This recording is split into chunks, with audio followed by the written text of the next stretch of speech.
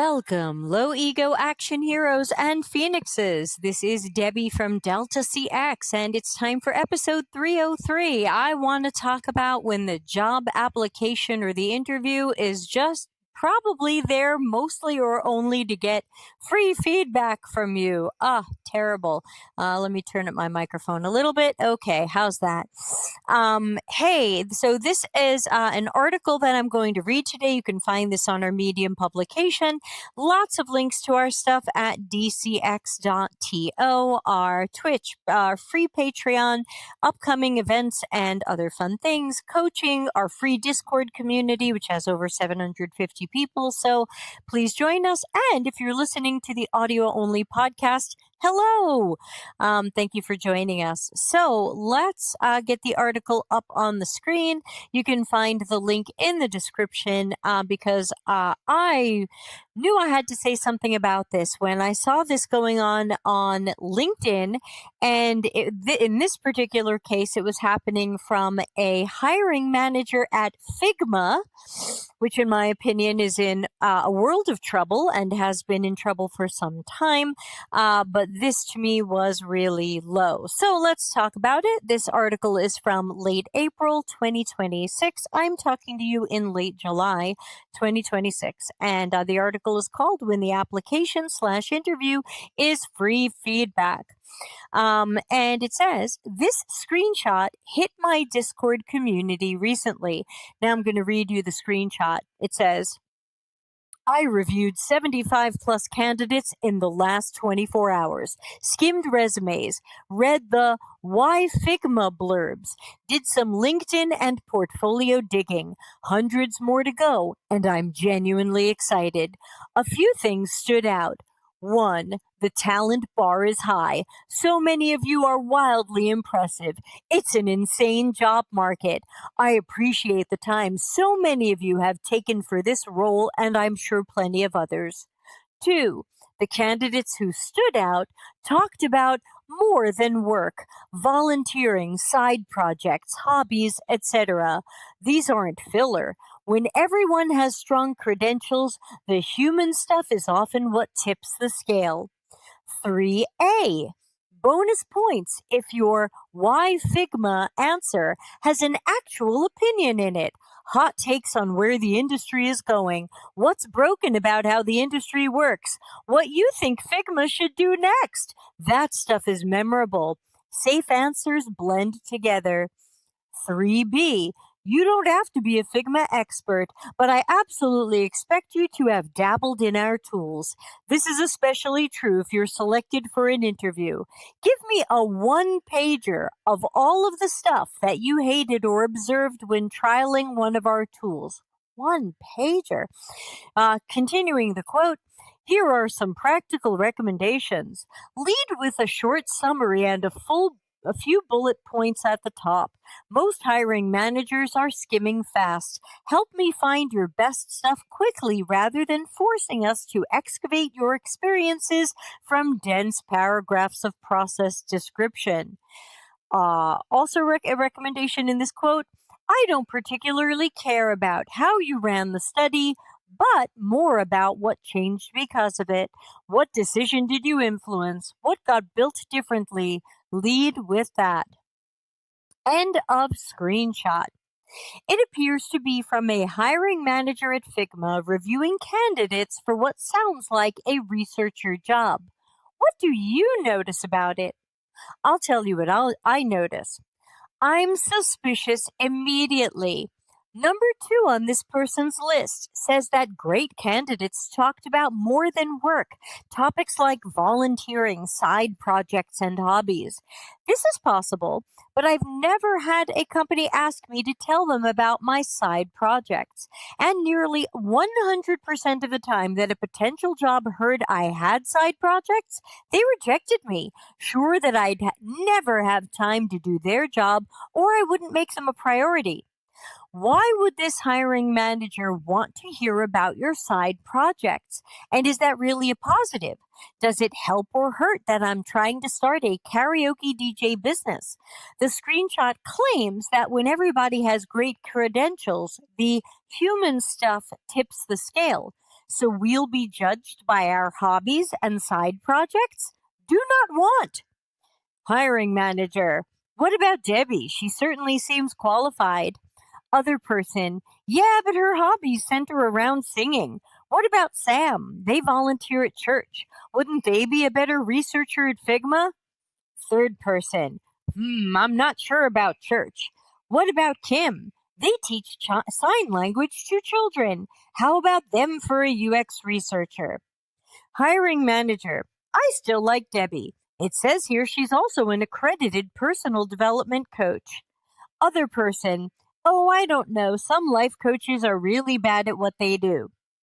Is that the conversation that'll go on behind the scenes? I really hope not. I also noticed that this person claims to want hot takes. 3A on the hiring managers above list claims to want hot takes on where the industry is going, what's broken about how the industry works, what you think Figma should do next. Ooh, did you see how that last one snuck in? They want your free feedback on corporate direction. Consultants get paid to answer that one. If asked that in an interview, I would tell them that I couldn't really assess where their entire company should go without a lot of research around internal goals and processes, plus research with target users to learn what they need that Figma isn't delivering, competitive analyses, market investigations, strategy work around determining where industries are going and how this industry can lead. That's really not an appropriate interview question unless you're fishing for free feedback. And you'll need to pay way more than you're offering for a researcher job. Hey, I can do this. Call me Figma. There's also a bit of cringe in someone from Figma asking you what's broken about how the industry works.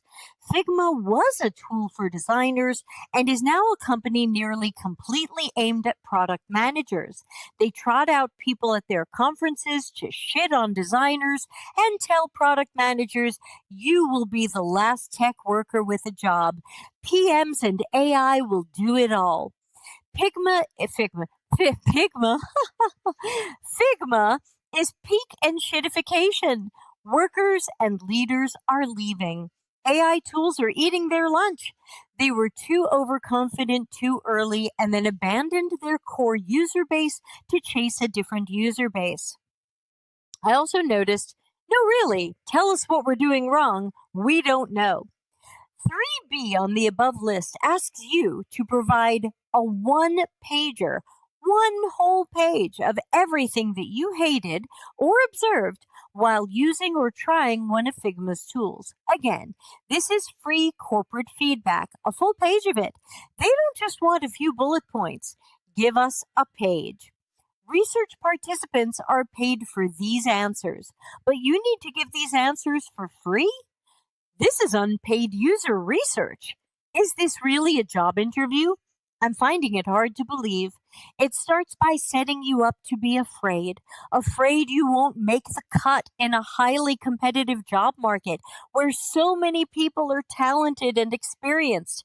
And then it goes on to say that you need to provide extensive data and opinions about what you think Figma is doing badly, where the industry is going, and where Figma should go. The Why Figma section of the application appears to be what makes or breaks it, and they want some free consulting typed into that box. The hiring manager in the screenshot has already read 75 applications with hundreds to go, and I guess they weren't getting enough free feedback. They're now telling people to make sure to include these things in their applications. You haven't even been interviewed yet, and they hope you know how to fix their broken company. Figma isn't the only one doing this. It's easy to point at Figma because this example is so obvious. There are always stories floating around about startups that do this and there is no job. They want designers, researchers, and other CX and UX experts to review their company or offerings, and in the application or interviews, tell them what they can improve. Maybe even redesign it as a design challenge, which they can now use for free. Thank you very much. There's a lot of unpleasantness here, but the main bullying is the subtle or non subtle message of, if you don't give us all of this product or company feedback, we won't advance you to the next interview round. So you think you have to play mini consultant and help them understand where the industry is going, what this company should do, and your suggestions for their product roadmap. It's a trick. If there is no job, this is a trick to get free feedback. If there is a job, they will collect feedback from hundreds of people within hours and hire one person. I've heard so many stories from people who gave ideas or designs to various companies in applications or interviews, didn't get the first or next interview or the job, weren't paid anything for the ideas, and then found their ideas being used by the company. Stand up for what's right. I've made this mistake in the past. I've given companies free advice, found a few broken things on their website to prove that I can do that, etc. And I've never been hired. I found a broken checkout for a Fortune 10 that was probably costing them millions, and they didn't hire me. They ghosted me. But you can be sure that the checkout was fixed. Giving companies free advice, consulting, designs, etc. Give them that at your own risk. Remember that you can put in hours or days on this hoping to impress someone, and you might not get the job or even an interview. In some cases, there is no job. A company that wants free work and consulting before you're hired sends you a message about how you will be treated there. Consider applying somewhere else.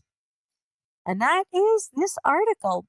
And we've got Ana Lucia here. Always good to see you. And you're saying, one of Portugal's unicorns asks for stuff like this for design jobs. Someone went on Reddit and called them out. And guess what? The CEO showed up to say a bunch of nothing. And how would we know if the person knows how to do the job if we don't give them a real problem we have? Shame on them. Totally agree. There's always so many ways that people can know when someone can do a job. The reality is that an expert can recognize competent people, even if you're not an expert. A great senior or lead or principal UX practitioner, or hopefully a manager who came from the work, can identify who is good at UX work and how good they are. They would know where their strengths and weaknesses are. They would know what they're able to do. And we can get all of that from portfolios and conversations. I don't have to give people sample work. Every time in my life over the course of decades that I have wanted to try someone out and give them sample work, I have paid them. What's your hourly rate? Or will you accept X dollars per hour? Would you mind doing 3 hours of work on this so I can see what direction you'd go in with it? I'm paying you for that work. So that CEO from that unicorn who says, how would we know if the person knows how to do the job if we don't give them a real problem we have? You can do that, but you must pay them. I don't know why people feel like they should get that work and those answers for free. If that were their wife or husband or mother or child, would that be okay? Would you still tell them, yeah, go give that company hours of work, days of work, weeks of work for free so they can try you out and you can go solve their problems and not be paid for it and then possibly not even continue working there? All of a sudden, womp womp, they don't need you. So, especially in this job market, you might think, oh my gosh, I really have to stand out. I have to go above and beyond. I have to give them all of my ideas. I have to do the extra work. I have to write the essays. I have to give them a full page on what their company needs to improve. And I would say do the opposite. That's already a company that doesn't appreciate you because they should be paying for that information. If they hired McKinsey, Gartner, my company, some other consultancy or agency, they would pay for that information. They would pay for that research, those investigations, those strategies, those answers. It doesn't make sense to ask a job applicant for a UX researcher position how this company needs to change and what direction the industry is going in. That's just free consulting work. It's up to you if you want to give people that. I don't want to, and I don't want you to.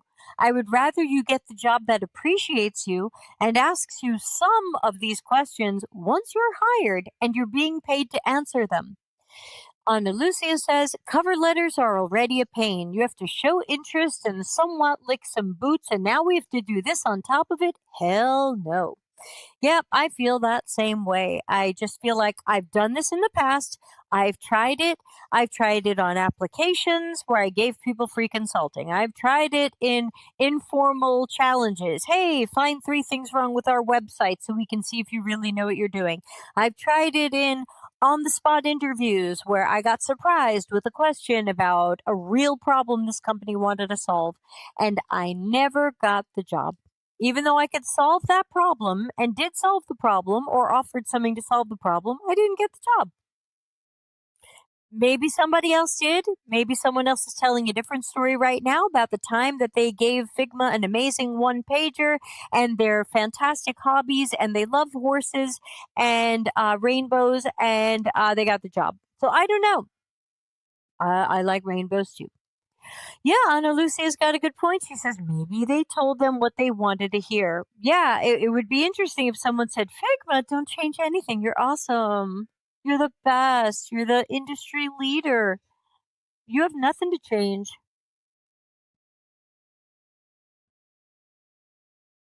I think Figma's in big trouble, and I think no amount of free consulting.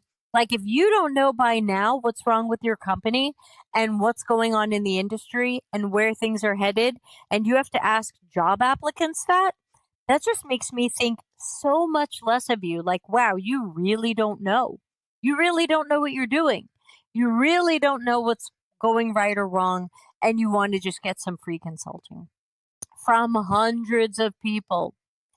All right. Well, we can certainly wrap up for today. This was one of our read and discuss an article uh, streams. Let's see.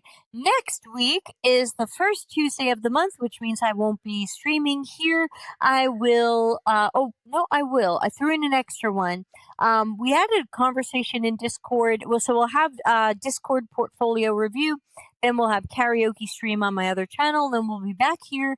Um, People wanted to talk about multitasking and context switching and how do you juggle work when your company makes everything sound like a high priority. So that will be our stream next week. Everybody have a super week, and I hope to see you on a future stream. If you would like to suggest a topic, you can always respond to me on Patreon or over in our Discord. Both of those are free. You're welcome to join those for free. Pretty much everything I'm doing right now is free, other than my books and my Claude skill. So there you go. Everybody have a super rest of your day, and I will wind down the show and catch you tomorrow for Ask Me. I think we've Asked Me Anything. No Ask Me Anything tomorrow. Don't show up. Show up on my vocal coach Debbie stream. We're going to talk about Bohemian Rhapsody. Thanks. Bye.